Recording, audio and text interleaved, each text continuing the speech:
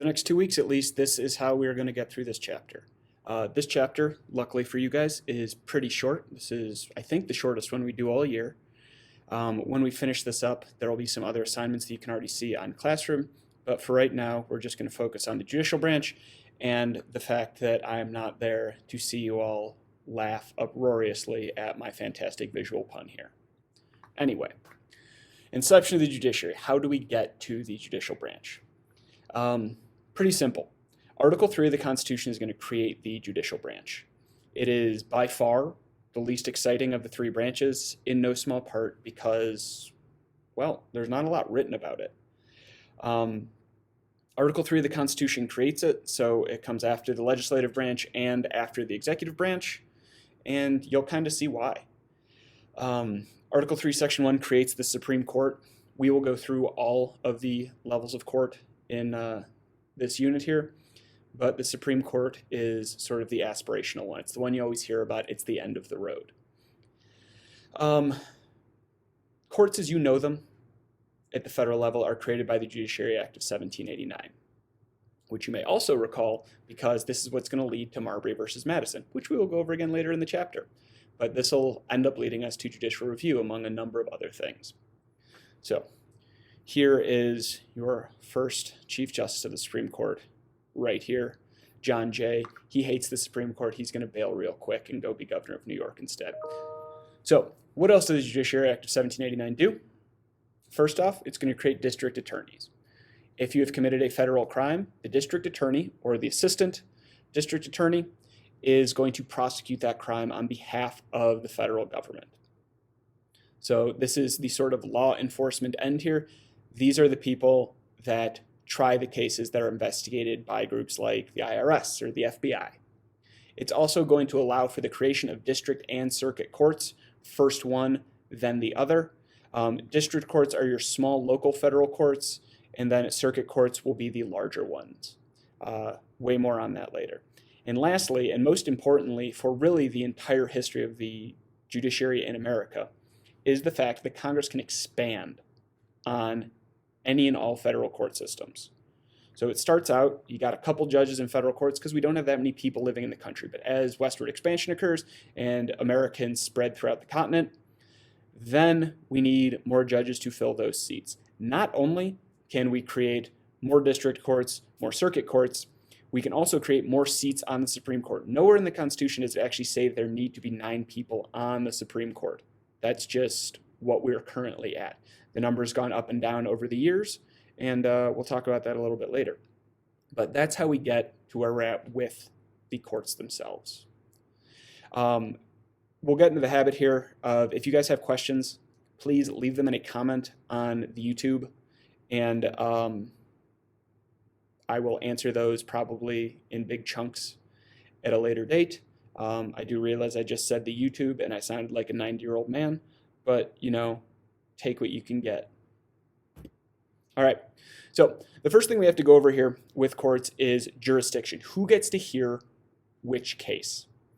The chart on the left does a pretty good job of explaining it, but I find it always best to just kind of go over here and make sure you understand this stuff. So exclusive jurisdiction means that the case can only be heard in a federal court. It is not going to go to state court. That's the simplest way to think of it. Over here, we've got what a lot of those cases are, cases involving diplomats or in which a state is suing another state. The reason for the state suing another state is simply that you'd have a biased ruling if, say, Montana sued Wyoming. If the case is heard in Montana, they're going to decide against Wyoming and vice versa. Whereas if it's heard in a federal court, the federal court does not have any skin in the game. They can figure out the appropriate decision without bias being there. Now, the reason that we have an issue with ambassadors and diplomats is what happens if somebody from another country working for that government, so let's say someone working at the Russian embassy, goes out and robs a liquor store in Maryland. Well, obviously Maryland wants to prosecute that, but the fact of the matter is that if Maryland prosecutes that, it might result in a diplomatic incident, which would be bad for the United States' relationship with Russia. So instead, we are going to take this to federal court, and the federal court will decide how to deal with it. So they're looking at it from the perspective of what is the impact of prosecuting this case to the entire country as opposed to just a county in Maryland. And then the other very simple answer is this one right here. Did you break a federal law? Were you smuggling cigarettes across state borders? Were you illegally modifying firearms, what have you? Then it solely goes to the federal government. Now, it could also be a concurrent case.